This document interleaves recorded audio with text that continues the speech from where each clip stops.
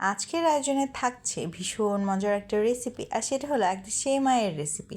খুবই ইজি ওয়েতে দেখাবো কী করে একটা পারফেক্ট কাস্টার্ড সেমাই তৈরি করে নেওয়া যায়। ভিন্নধর্মী সেমাইটি চলুন ঝটপট শিখে নিই। তার জন্য প্রথমেই চুলায় একটা প্যান বসিয়ে দিলাম, আর এর মধ্যে দিয়ে দিলাম 3 কাপ পরিমাণ লিকুইড দুধ। লিকুইড দুধটা দেওয়া হয়ে গেলে এই পর্যায়ে কিন্তু আমি এটাকে কিছুক্ষণের জন্য জাল হতে দিয়ে দিব, আর এই পর্যায়ে চলে এসেছি কাস্টার্ডটা তৈরি করার জন্য। তার জন্য একটা পাত্রের মধ্যে নিয়ে নিলাম 2 টেবিল চামচ পরিমাণ কাস্টার্ড পাউডার আর লিকুইড দুধ। এখানে আমি হাফ কাপের মতন লিকুইড দুধ টোটাল ইউজ করছি, আর খেয়াল রাখবেন লিকুইড দুধটা যেন একদম ঠান্ডা থাকে। গরম হয়ে গেলে কিন্তু দেখা যাবে কাস্টার্ডটা একদম গলতে চাইবে না। ভালোভাবে কিছুক্ষণ নেড়ে চেড়ে আমি কাস্টার্ডটাকে মিশিয়ে নিলাম, আর এদিকে চলে গেলাম দুধের দিকে।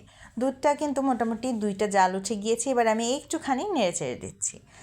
একটুখানি ভালোভাবে নেড়ে চেড়ে আশপাশ থেকেও দুধটাকে উঠিয়ে নিয়ে এই পর্যায়ে কিন্তু আমি এখানে চিনি অ্যাড করব। তবে চিনি অ্যাড করার আগে আমি এখানে দিয়ে দেবো একটা স্পেশাল ইনগ্রেডিয়েন্ট, যেটা না দিলে খেতে ভালোই লাগবে না, আর সেটা হলো গুঁড়া দুধ। এখানে 3 টেবিল চামচ পরিমাণ গুঁড়া দুধ আমি ইউজ করছি। গুঁড়া দুধটা আপনারা অবশ্যই দিবেন। আপনারা যদি লিকুইড দুধের পরিবর্তে গুঁড়া দুধ দিয়ে রান্না করতে চান সেটাও পারবেন। সেক্ষেত্রে 3 কাপ দুধের সাথে 1 কাপ পরিমাণ গুঁড়া দুধ আপনারা ইউজ করে টোটাল 1 লিটার বানিয়ে নিতে পারেন। এবারে আমি দিয়ে দিব 1/3 কাপ পরিমাণ চিনি। চিনিটাকে দিয়ে দেওয়া হয়ে গেলে আবার ভালোভাবে নেড়ে চেড়ে দিতে হবে, আর খুব ভালোভাবে আরও 1 থেকে 2টি জাল উঠিয়ে নিতে হবে। আপনারা কে কোন জায়গা থেকে দেখছেন আমার রেসিপিগুলো অবশ্যই কমেন্ট করে জানিয়ে যেতে পারেন। এই সেমাইটা কিন্তু রান্না খুবই সহজ, আর হাতে মাত্র 20 মিনিট থাকলেই কিন্তু হয়ে যায়। আরও কিছুক্ষণ জাল হওয়ার পর এখানে আমি সেমাই অ্যাড করে দেবো। সেমাইগুলোকে আমি এইভাবে ছোটো ছোটো করে কিন্তু ভেঙে নিয়েছিলাম, আর এটাকে লম্বা সেমাই বলা যায় অথবা কুলসন সেমাইও বলা যেতে পারে। এবার সেমাইটা দেওয়া হয়ে গেলে ভালোভাবে কিছুক্ষণ দুধের মধ্যে জাল দিয়ে নিতে হবে। যতক্ষণ না পর্যন্ত সেমাইটা সেদ্ধ হচ্ছে ততক্ষণ কিন্তু অপেক্ষা করতে হবে। এর আগে কিন্তু একদম কাস্টার্ড পাউডার দিয়ে দেওয়া যাবে না। কাস্টার্ড লিকুইড করার পরেও কিন্তু অবশ্যই দেওয়া যাবে না, একটুখানি অপেক্ষা করতে হবে সেমাইটা যেন ভালোভাবে রান্না হয়ে আসে। সেমাই তো আমার পার্সোনালি খুবই পছন্দ। আপনারা কে কে আছেন আমার দলে দ্রুত কমেন্ট করে জানিয়ে যেতে পারেন। তবে সবসময় এক ধরনের সেমাই খেতে খেতে তো আসলে আমার নিজেরই হয়রান লেগে যায়। তাই জন্য ভাবলাম ভিন্ন কিছু ট্রাই করি আর আপনাদের সঙ্গে শেয়ার করা যায়। মজার এই সেমাইটা কিন্তু আপনারা আজকের রেসিপি দেখার পর অবশ্যই একবার হলেও বানিয়ে খাবেন, আর আমার সঙ্গে শেয়ার করবেন কেমন লেগেছে আজকের রেসিপিটি।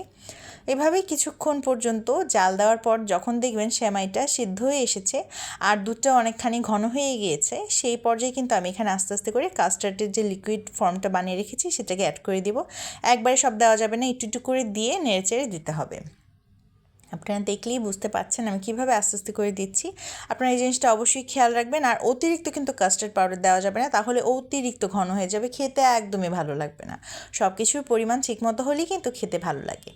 এবারে ভালোভাবে কাস্টার্ড পাউডারটা দেওয়া হয়ে গেলে ভালোভাবে স্প্যাচুলার সঙ্গে নেড়ে চেড়ে দিচ্ছি। দেখতেই পাচ্ছেন অলরেডি কিন্তু কনসিস্টেন্সিটা ঘন হয়ে এসেছে। এবারে দিয়ে দিতে হবে কিছু বাদাম।